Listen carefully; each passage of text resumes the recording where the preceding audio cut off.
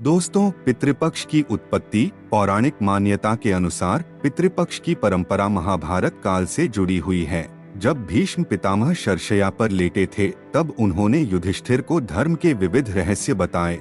उन्होंने कहा कि प्रत्येक मनुष्य का 3 प्रकार का ऋण होता है। 1. देवऋण, देवताओं की पूजा से मुक्त होता है। 2. ऋषिऋण, तप, ज्ञान और शिक्षा से मुक्त होता है। 3. पितृऋण, संतानोत्पत्ति और श्राद्ध से मुक्त होता है। इसी पितृऋण को चुकाने के लिए श्राद्ध आवश्यक माना गया। करुणा से भरी कथा। महाभारत काल की महाभारत युद्ध समाप्त हो चुका था। युधिष्ठिर को हस्तिनापुर का राज्य प्राप्त हुआ। राज्याभिषेक के बाद जब वे अपने पूर्वजों का स्मरण करने लगे तो उन्हें पितरों की संतुष्टि का विचार आया। वे भीष्म पितामह के पास गए और उनसे पूछा, पितामह, हमारे पितृ तो युद्ध में वीरगति को प्राप्त हो चुके हैं, उन्हें तृप्त करने का उपाय क्या है?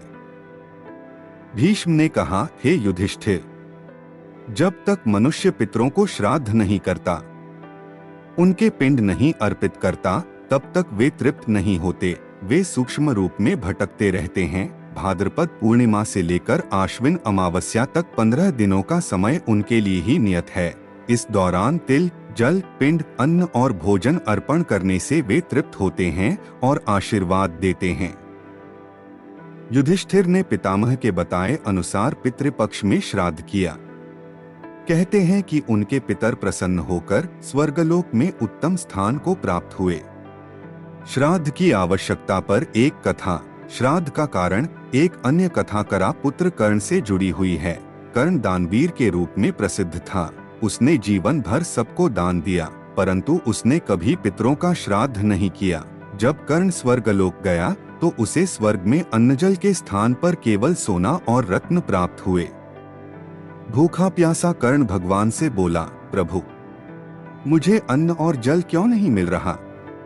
तब भगवान ने कहा, तुमने जीवन भर सबको धनरत्न का दान दिया, परंतु अपने पितरों को अन्नजल का श्राद्ध नहीं किया। इस कारण स्वर्ग में भी तुम्हें वही फल मिल रहा है। कर्ण ने प्रार्थना की कि उसे पृथ्वी पर लौटकर श्राद्ध करने का अवसर मिले। भगवान ने उसे 15 दिनों के लिए पृथ्वी पर भेजा।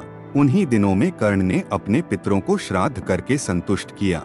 उसी समय से पितृपक्ष की परंपरा शुरू हुई।